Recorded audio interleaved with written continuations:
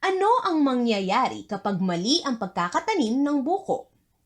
Kapag mali ang pagkakatanim ng buko, hindi lalaki ng husto ang buko.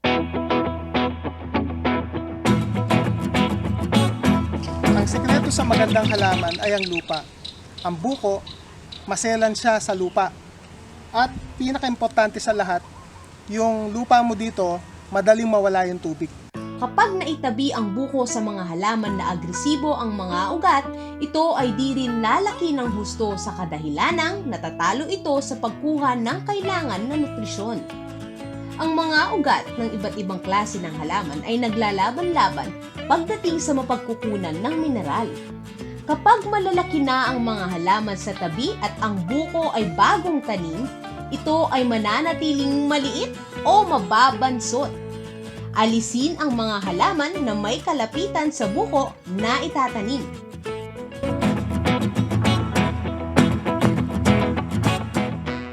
Ang lupa sa bukid ay nawawalan ng pataba habang ginagamit ito at habang tumatagal. Ito ang dahilan at konsepto kung bakit pinipilit ang mga tao na mag-crop rotation. Ang buko ay isang malaking halaman at dahil dito, marami itong kakailanganing pataba.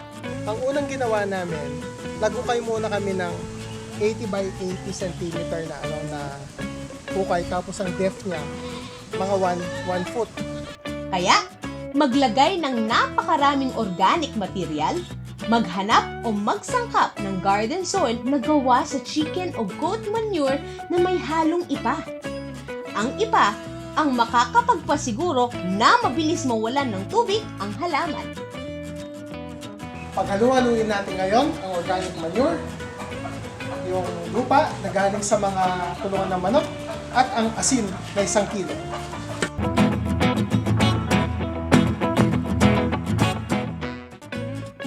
Ang chlorine ay mahalaga sa buko.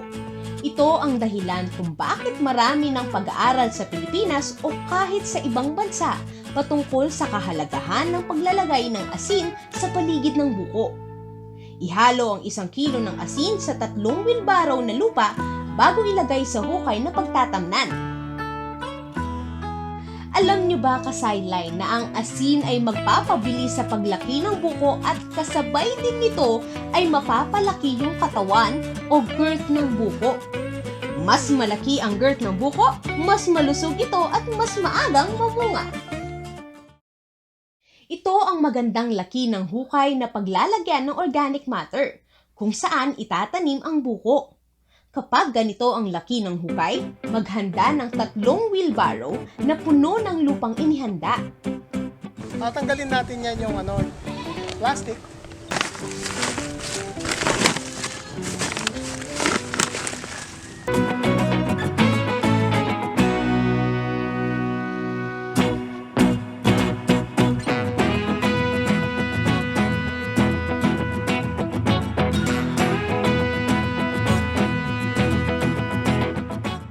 Ang ugat ng buko at ang ugat ng mga palm trees, ang lalim lang niya ay nasa 1.2 meters.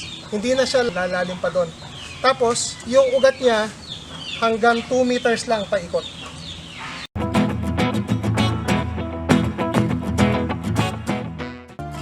Una, sa bukong nagkakaroon ng leaf spots. Pangalawa, sa buko na namayat at nabansot. Pag nakita natin medyo may kaliitan ng buko natin, kumpara sa mga kaedaran niyang buko, ang pwede natin gawin ay maglagay tayo ng salt sa paligid ng buko para medyo mapaganda natin yung lupa. Itong ganitong buko, lalagyan natin siya mga 60 to 70 grams, so sabihin na natin 100 grams. Sa kamay ko yon, malamang 1 dakot, tapos paiikutan natin ng salt, ng asin sa mga 1 meter paikot ng halaman.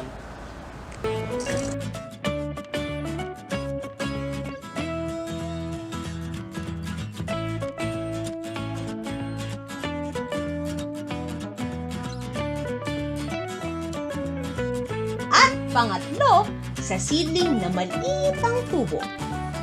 Kapag ang buko nyo may kaliitan at nasa plastic pa, medyo hinay-hinay tayo sa pag-apply ng salt. Huwag ganun karami. Tatandaan 60 to 70 grams, no?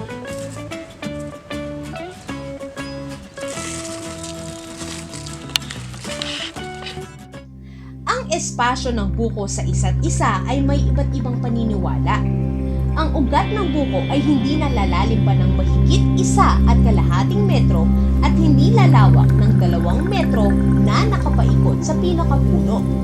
Pero ang kanyang palm o dahon ay sadyang humahaba ng mahigit pa sa 2 metro. Dahil dito, ang spacing sa taas ang kinokonsidera sa spacing.